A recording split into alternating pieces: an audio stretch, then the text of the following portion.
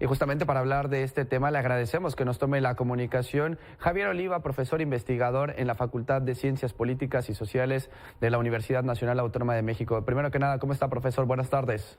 ¿Qué tal? Muchas gracias, Víctor, por la oportunidad. Saludos al teleauditorio de Milenio. Muchas gracias. Gracias a usted por tomarnos la llamada. Primero que nada, conocer su opinión al respecto de esta información, esta investigación que realiza nuestro compañero Ángel Hernández sobre esta situación en donde los hijos de Joaquín El Chapo Guzmán estarían negociando con autoridades de los Estados Unidos, así como también su principal jefe de seguridad, el Nini. Sí, bueno, hay que recordarle al auditorio, Víctor, que es una práctica común en el derecho penal estadounidense, cuando son delincuentes de este tamaño, poder asistirse a la fórmula del testigo protegido y con esto pues obtener un trato benévolo o no tan estricto por parte de las autoridades, sobre todo lo que se denominan como penas carcelarias, ¿no? Esto es en primer lugar. En segundo, recordemos que también para el caso de Estados Unidos, y que es el caso más claro como el de Genaro García Luna, que él se encuentra sujeto a proceso, todavía no le dictan sentencia, pero solo por dichos de delincuentes. No hay ninguna prueba documental que avale los señalamientos, pero por el sistema penal en Estados Unidos, toda declaración como es jurada adquiere el nivel de un documento o de una prueba. ¿Me explico? Entonces, lo más probable es que estos dos cabecillas de la organización criminal de Ismael Zambada, Juan Carlos Esparragosa y Joaquín Guzmán Loera, ya los tres inactivos, se asistan a esta fórmula, y el problema es que lo que digan, aunque sea el dicho de un delincuente, pues puede afectar el prestigio o la trayectoria de alguna funcionaria o funcionario público, que es lo que usualmente ocurre. Entonces, habrá que tomar, el hecho que lo diga un delincuente no quiere decir que sea verdad o que sea probatorio, ¿no? Esto es lo primero que habría que señalar. Gracias, Víctor. Ahora, profesor, con estas cabecillas o con estos líderes del cártel de Sinaloa entregándose a las autoridades o negociando pues un trato a futuro, ¿qué estaría pasando entonces con el cártel? Es decir, ¿ya no se estaría continuando con la venta y distribución de drogas? ¿O cuál es la intención que tienen al entregarse ellos? Bueno, pues básicamente obtener, insisto, un trato menos estricto por parte de las leyes de los Estados Unidos, eso es en primer lugar. Pero yo lo que he sostenido, y porque me has hecho el favor de darme en otra ocasión espacios, y muchas gracias, Víctor, es que pues la detención de estos cabecillas, pues en realidad afecta poco al mercado ilegal de las drogas, ¿no? Y esto lo podemos observar en el constante aumento en la demanda de metanfetaminas, cocaína y por supuesto ahora con el fentanilo. De hecho, acaba de salir una novela, la comencé a leer, de Roberto Saviano, que escribió Gomorra, y es una novela que está ambientada en el maxiproceso de Italia, que acabó con el sistema político por las relaciones de complicidad que había entre los partidos políticos y las organizaciones criminales.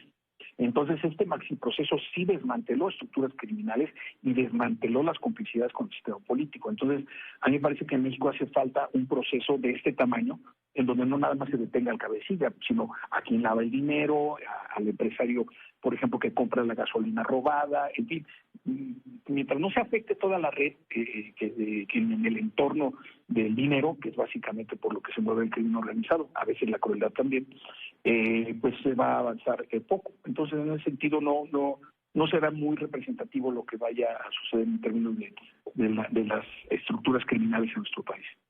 Bien, profesor. Ahora, ¿qué pasa con México? ¿En qué lugar queda parado nuestro país y también el presidente Andrés Manuel López Obrador en una investigación que está llevándose a Estados Unidos y sobre todo pues un negocio o una negociación que tiene totalmente el país norteamericano, en donde no se está incluyendo absolutamente nada en nuestro país? Así es. Mira, Víctor, en este caso no hay sorpresas, hay sorprendidos. Los sistemas de inteligencia de los Estados Unidos civiles así trabajan. Que lo esté explicando no quiere decir que yo lo justifique o que lo acepte, pero así trabajan, nunca van a decir nada, porque son operaciones secretas. Entonces, hay que reconocer también otra cosa, veamos por la otra óptica, la muy notable disciplina de estas organizaciones. Es decir, hasta el momento de las organizaciones de inteligencia y de seguridad civiles, hasta el momento no ha habido ninguna filtración, ninguna entrevista anónima. O sea, la disciplina que están mostrando para este tipo de operaciones es verdaderamente notable, y al gobierno mexicano no le van a compartir nada. Eso es muy claro, así han operado en otros casos recientes y muy impactantes. Por ejemplo, la neutralización de Osama Bin Laden, por ejemplo, ¿no? Que incluso terminó con la alianza militar que tenía Estados Unidos con Pakistán, porque operaron sin que supieran las Fuerzas Armadas de Pakistán. Recordemos que en la frontera, en la cordillera entre Afganistán y Pakistán, del lado pakistaní, ahí liquidaron a Osama Bin Laden. Nunca se va a saber. Claro, que esa fue una operación militar, pero yo me refiero al manejo de la secrecía y de la información. Al gobierno mexicano no le van a decir nada. Y ahora, por último, ¿por qué negociar con Estados Unidos y no con las autoridades mexicanas?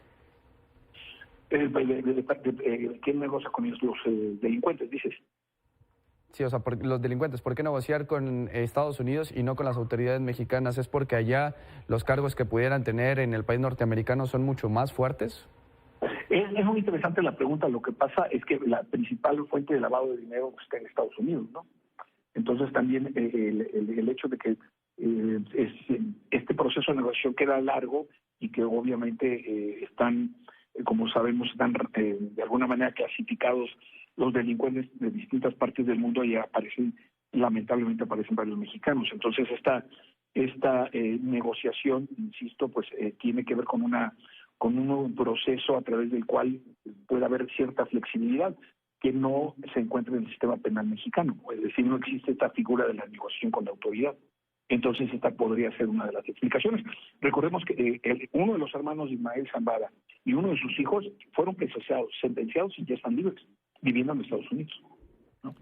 Bien, profesor, le agradecemos que nos haya tomado la comunicación, esta llamada para platicar sobre esta nota que el día de hoy fue portada en Milenio Diario. Le agradecemos como siempre su colaboración y cualquier momento estamos de regreso para platicar más sobre este tema y algunos otros más. Que pase muy buena tarde.